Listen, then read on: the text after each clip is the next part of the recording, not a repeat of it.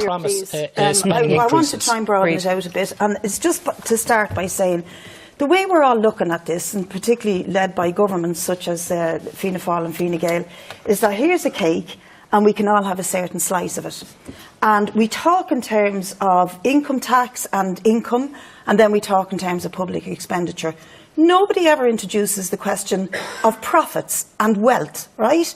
And here's a big gap. I only have to say one word, Apple. But that's only the tip of the iceberg. And there's a big gap about the top 10%, in fact, Brendan, own over 40% of the total wealth.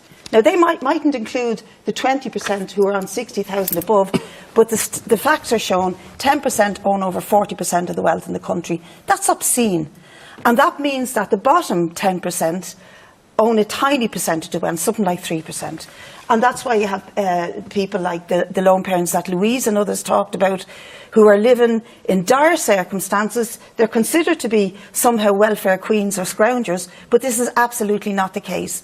And when you talk about the amount of money that people have to pay out in insurance, in rising rents, etc., they're precisely the cohort who are hit the hardest. So what are you going to do? I mean, you mentioned the people who have, as you say, all of the wealth at the very top. What are you going to do? What's your proposal? Well, of course, it's not going to happen because we're not in the driving seat, but our proposals are not rocket science. For starters, what this country should be doing, and what any decent government should be doing, is developing a strategy to collect the effective rate of corporation tax at 12.5%. That would bring you in another 3.1 billion in the morning. OK, but you'd have to give all that back to Europe to pay back our debts, corporations are only paying 5 to 6%. We have to talk about write-down of the debt. There's a lot of the toxic debt that the Irish taxpayer is not responsible for.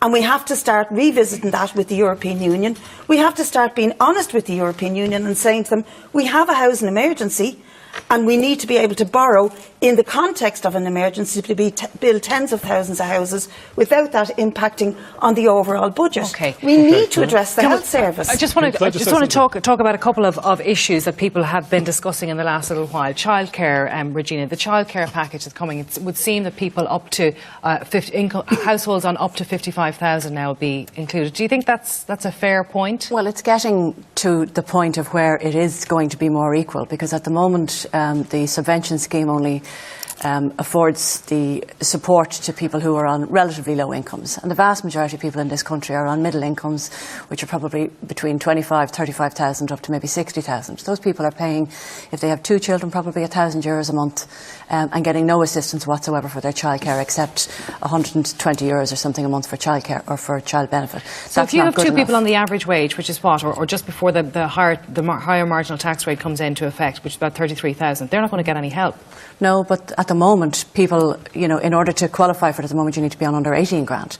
And with respect, those people who are on that are probably paying no USE. They're definitely not paying any PAYE, so they're not actually putting into the pot, but are the people that are being helped out of the pot far more than the people that we got. And I hate the term the squeeze mizzle, because the vast majority of people in this country are just normal people that go out to work, pay their mortgage, have their children, do the best they can, but they're coming home on a monthly basis and they don't have enough money to live from the beginning of the month to the end of the month. So with respect to the people who are in the audience, and I do actually think that we do have a cake, and the job of government is to make sure that the fruits of the economy that is now recovering, thank God, is actually spread evenly to the people who need it most. And that isn't with respect just people on social welfare. Yes, they do need to be looked after. But we have the vast majority of the people in the middle of this country who have lifted the back of the economic crash on their shoulders for the last number of years. And they're the people who need to be looked after right now. I don't disagree with you, but what I'm saying is that you're not reaping the benefits of the economy. The actual fruits of the economy are not being reaped because we're not taxing wealth and we're not taxing profits at the rate they should be taxed. And then, when we're told by Europe, actually you're owed 13 billion plus interest.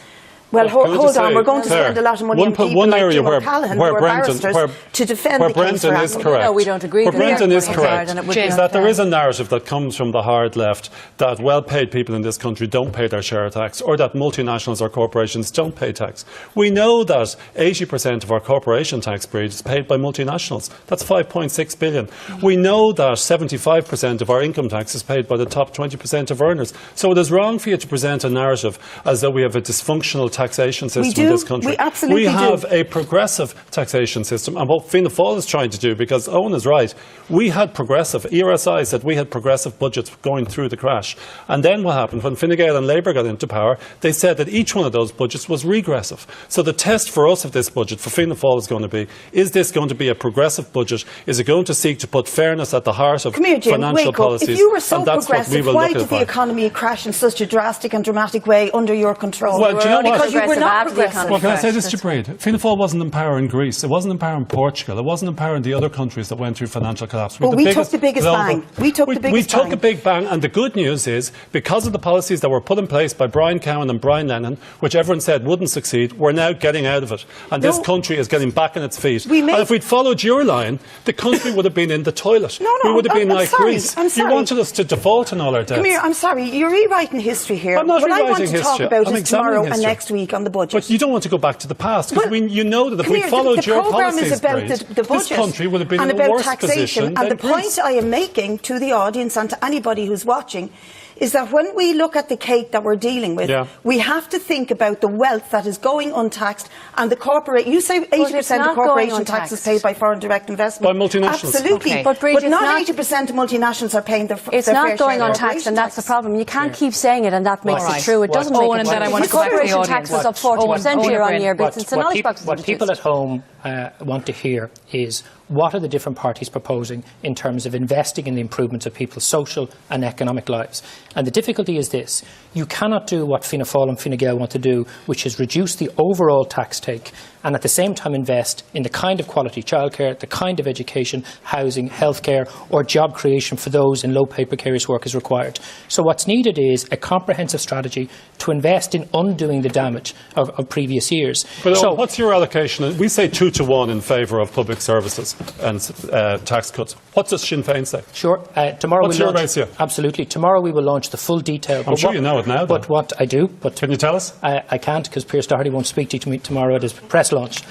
But what we're saying, first of all, is we want to see 100% of what's available invested in a fair social and economic recovery for all. So no tax cuts. We will make changes in the tax system, but the overall tax take as a percentage of GDP will increase. Why? Because we urgently need investment in childcare, in health, in housing, in education. Who are you going to tax more? Again, I can't go into the details, but people won't be surprised in terms of what we proposed in previous years. The magic rich but people we have the magic rich people. But can I say this? Absolutely not.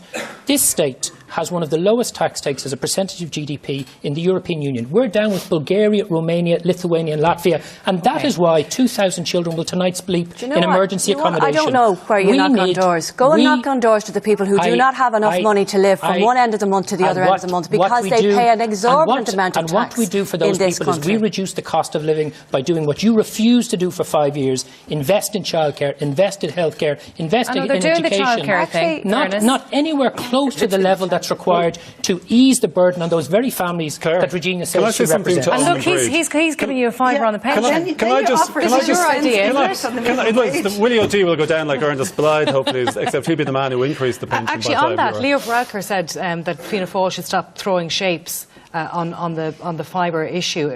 I mean, you're forcing him to do that, spend 150 million on a universal benefit on people who probably, some people do need it, but some people don't need it.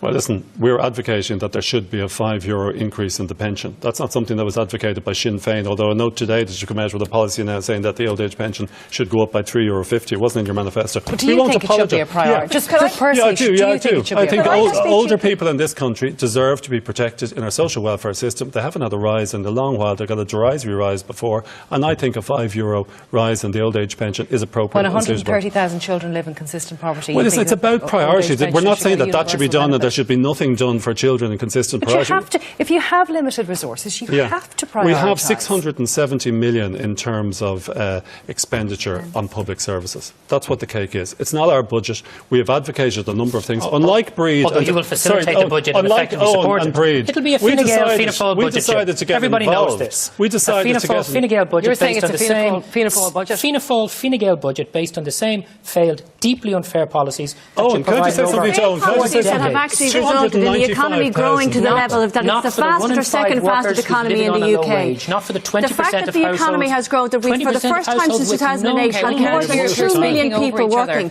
The most equal leveler in this country is a job.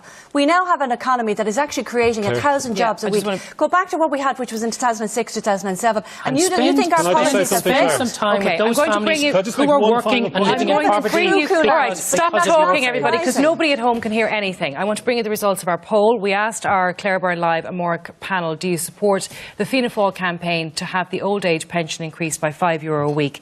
The result was 77% yes, and 15% no, and 8% don't know. Claire, could I just You're going point to have out- to do it now, aren't you? No, but can I just point out, and I don't mean to be disrespectful to you, it's in our programme for government. I don't mean to be smart, but we didn't need Willie O'D to tell us that old age pensioners needed to be looked after. It's in the programme for government. Something that you signed off with your confidence supply agreement. Sorry, the programme for government was agreed after the negotiations between Fianna Fáil and Fine Gael. We had a major transformation and involvement with Fine Gael. Whilst Owen and Brid sat on the sidelines, we went in, we tried to get into government, we couldn't, but we wanted to give a good representation to the 519,000 people who voted for us. We went in and we got changes. The rest of the people we went in, we were representing the people who voted for us, the rest of the people didn't bother to get involved in it. We went in, we tried to get the best deal we could for the people who voted for us. We got a fairer agreement from Fine Gael. We changed. We're never going to be able to please everyone in any budget that's made. But what it's done is it's about trying to make decisions. I believe, and it's not our budget, but I believe that the old age pensioners are deserving of a €5 increase in the budget. Nobody could argue with that. I know. It's a very populist thing. Well, it's right you see that 77% of people nobody could argue with that. But it's right. But listen to the audience. You've got the home healths, you've got the nurses, but of course you've got they're the very young deserving. teachers. I agree with Everybody you. is very deserving. But we've only a limited amount. We haven't stretched ourselves to the limit that we should, and that's my whole point. There's far more resources out there if we were to be fair. Do you about accept the way we tax them. the 1 billion limit that we're told we have? Do you accept that? Well, I mean, he was proved in the past to be wrong about his fiscal space. I've no doubt that he could be wrong again. But I don't accept the limit in the parameters that we're having this discussion. I do not accept it. But even within the parameters that we're having this discussion, there are measures that the government could take that would alleviate difficulty for everybody with very little cost to it. Okay, my point is that we're paying, in our taxes over 3,000 a year per working person, aren't we, in this country?